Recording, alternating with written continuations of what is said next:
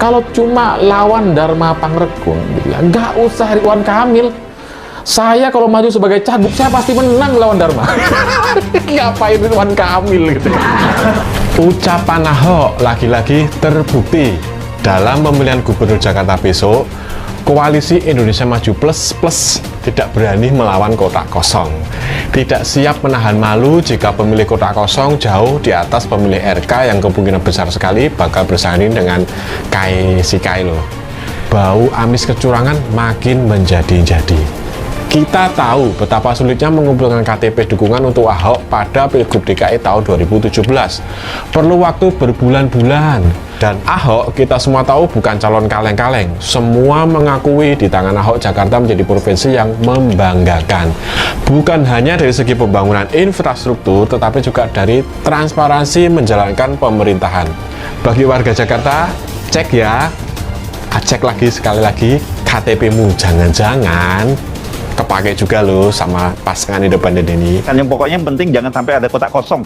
Sebenarnya kan itu target yang diinginkan. Jadi dari situ saja kita udah bisa membaca bahwa Anies sudah bisa diselesaikan. Kan pada waktu itu kan gitu Pak ya. Anies sudah operasi terhadap Anies sudah selesai dan berarti itu akan ada calon tunggal dari partai politik dan karena itu diperlukan calon pendampingnya dari. Makanya ketika banyak orang bicara kotak kosong, saya sudah bicara tentang skenario Solo gitu, berapa dengan sumber data atau KTP. Tentu kami sebagai end user, jadi KPU ini end user. Soal sumber data, KTP dan sebagainya bisa ditanyakan ke bakal pasangan calon. Sumbernya dari mana, bagaimana cara mengumpulkan, itu di luar dari kewenangan atau jangkauan kami ya.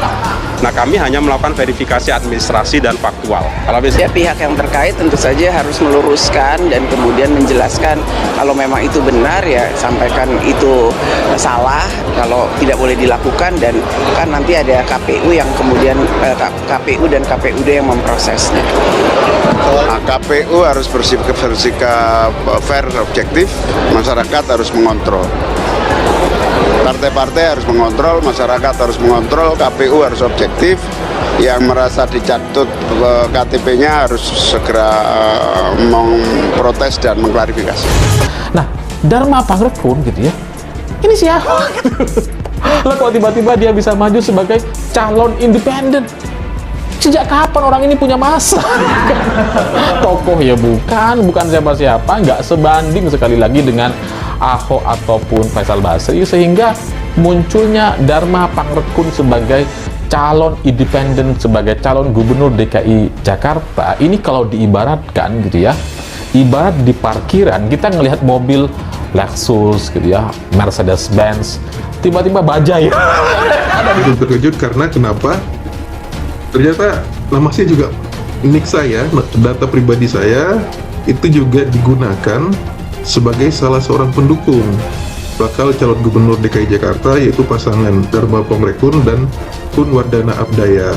Tiba-tiba ada satu calon independen yaitu Dharma Pangrekun gitu ya, ini nggak tahu dia ini siapa gitu ya, kemudian dia tiba-tiba lolos verifikasi KPU.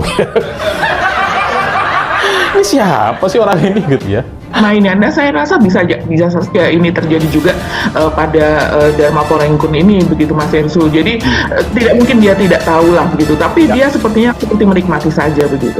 Nah makanya karena saya merasa sangat dirugikan dengan kejadian ini, saya nge-tweet juga, saya juga memposting di akun X saya bahwa hal ini merupakan pelanggaran, yaitu pencurian data pribadi dan penyalahgunaan data pribadi milik saya.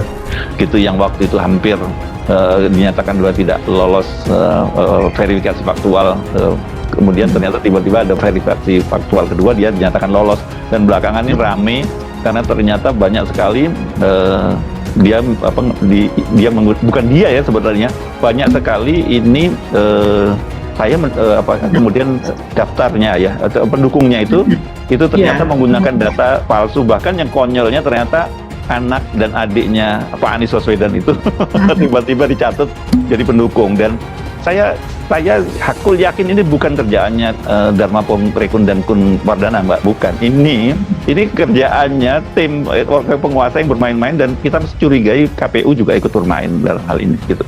Karena calon independen yang mengumpulkan KTP biasanya adalah orang atau tokoh yang memang punya basis massa, yang memang punya karir politik yang sangat panjang di DKI Jakarta atau di tingkat nasional, sehingga mereka bisa mendapatkan dukungan dari warga berdasarkan KTP warga. Seperti misalkan contohnya adalah Ahok gitu ya. Sebelum Ahok ada Faisal Basri yang memang kita akui sebagai salah satu tokoh nasional waktu itu.